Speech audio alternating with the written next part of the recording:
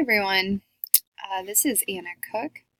I am recording this from the guest bedroom in my house because KU is playing K-State and my husband is losing his mind. Anyways, this is my Mod 7 presentation on the Human Resource Framework. The Human Resource Frame of Leadership was awesome. I think it really speaks true to how a successful leadership framework works. It's centered around people and the importance of people and how an organization is really nothing if the people are not correctly utilized. So according to Bowman and Deal in 2013, it supports all members of the organization by utilizing their talents and setting up individuals for success through meaningful relationships. So the leader gets to know the individuals as part of the organization and is able to put them in roles that they will succeed in and not set up anybody to fail or see like a weak link in that framework. It addresses human needs, and it does this through attitudes, skill sets, and distinct communication lines. And I think that is incredibly important, especially in such a technology-driven age that we are in. It's really important that we don't lose the importance of socializing, human contact, what it's like to be heard and to still grow as humans even in our adult life. I really like how it talked about a fit, a good fit and a bad fit essentially can make or break the organization and the success of individuals and the team efforts.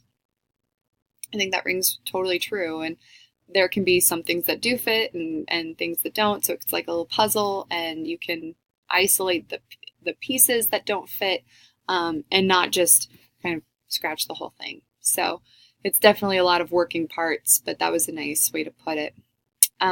Leaders focus on how they can best serve fellow members and support multiple levels of organization. I think this is great to put leaders in a humble role of serving and saying, what can I do better for you? I think it's just a good life lesson, life philosophy. And when individuals of that framework see a leader humbling themselves to for their benefit, I think it really strengthens the whole unit. So. Okay, I thought a lot about this framework, and my teaching experience has been I've had rural and urban teaching experiences, and they're both so influenced by the community. So I struggled with, where do I put that community? But I think maybe it was to our detriment sometimes that the school itself was not solid. It was so easily influenced by the community. So I think I had to realign where my experience had been versus what I think is proper. So definitely the unit as a school, students are important to have in a school, as well as teachers and paraprofessionals, and knowing that teachers are supported, paras are supported, and students are individually and collectively a priority, I think are so important.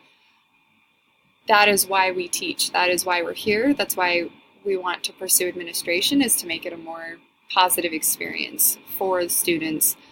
And it's a positive experience for students when teachers and paraprofessionals are supported. So those are definitely my no-brainer top of the totem pole, if you will. I work in the arts, and my choir director in college gave me the best piece of advice really the best piece of advice that I have gotten so far. He said, whenever you enter a new building, befriend and get to know, but like sincerely get to know the secretaries and the custodians and anyone in the maintenance, because they will make or break. They run that school. They really, you use them, and they're the unsung heroes. And I don't mean run the school from an administrative point of view. I mean run the school in terms of who opens it, who locks up, who gets you a mop when your kid gets sick in class, who helps you set up for concerts and cleans up after you go home. All of these things. So the office staff, custodians, and maintenance crews, those are really, I consider them such an integral part of the school unit. And I also think that's just a really good life lesson for students to see is that thanking and treating office staff, custodians, and maintenance workers as equally important components of our framework is wonderful. And it doesn't, it's not like those jobs are any less important. And that is something that in my personal experience, we really struggled with. We really struggled with at my last school, students speaking down to custodians, thinking that they were less than them. And that was a really uncomfortable, terrible environment. And so that was a priority for me. Alumni, communities, and families. It seems weird to group them below, but I wanted that core school unit together. Alumni, so important. My school that I teach at now is the original Shawnee Mission School. It was the first high school in Kansas City, so we're coming up on our centennial. And we are rooted in tradition, and the alumni give back so much and really are a reason why we are able to provide so many opportunities. And the community constantly giving back, performing for our community,